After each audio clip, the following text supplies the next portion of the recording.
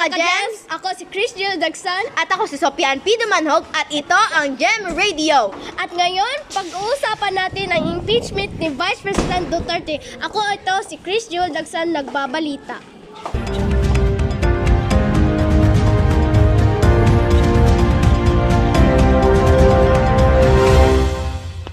Posibleng may maghain pa ng ika-4 na impeachment complaint laban kay Vice President Sara Duterte. Ang si Secretary General ng House Representative may pinaplano namang pulong para sa mga maghain at nag-endorso ng mga naunang impeachment complaints. Ito ay nagsimula noong Agosto 2023. Isinaalang-alang ng Makabayan Bloc na magsampa ng kasong impeachment laban sa kanya dahil sa umano'y maling paggamit ng confidential funds ng Office of the Vice President. Ang plano ay nahusgahan bilang premature. Ngunit abangan pa namin kung mabibigyan pa ba ng ikahimang impeachment o ito ay maging premature na. Salamat doon, Jewel. At ngayon, pag-uusapan naman natin kung ano na ba ang nangyayari sa West Philippine Sea. Ako ito si Sopian P. Dumanhog, nagbabalita.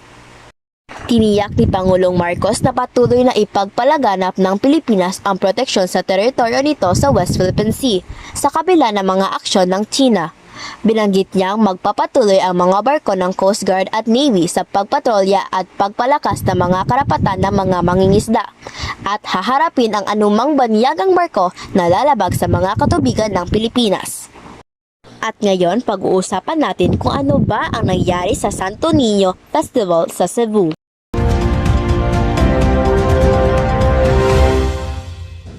Magandang umaga mga ka-Gem. Ito si Yugute at ito ang mga nangyari sa Santo Niño Festival sa Cebu.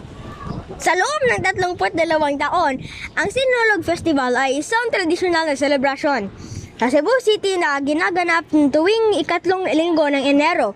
Upang parangalan ang Santo Niño, kaniniwang ay ginawa sa pamamagitan ng isang ritual ng sayaw, kung saan ito ay nagsasalaysay ng kasaysayan ng payanong nakaraan ng mga Pilipino at kung kanilang pagtanggap sa Kristyanismo. Ngayong taon, sila ay nagdiriwang ng isa sa pinakamalaki at pinakagarbo na fiesta. At yan lang, balik kay Sofia.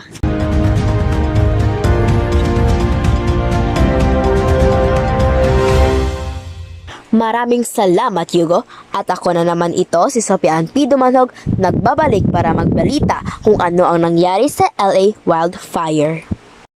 Nasunog ang mahigit na 37,000 na mga ektarya sa Los Angeles dahil sa Palisades at Eaton fires na sumira sa higit na 16,000 na mga estruktura at kumitiil ng hindi bababa sa 29 na mga buhay.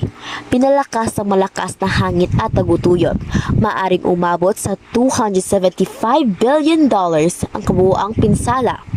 Inimbestigahan kung isang linya ng kuryente ang naging sanhi ng Eaton Fire.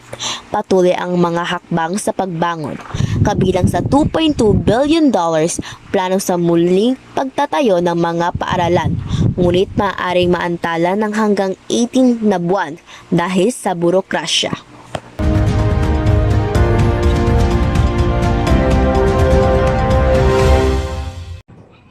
At yon lang para sa Gem Radio. Ako si Chris Jill Dagsan. At ako si Sopian P. Dumanhog, nagsasabi ng paalam.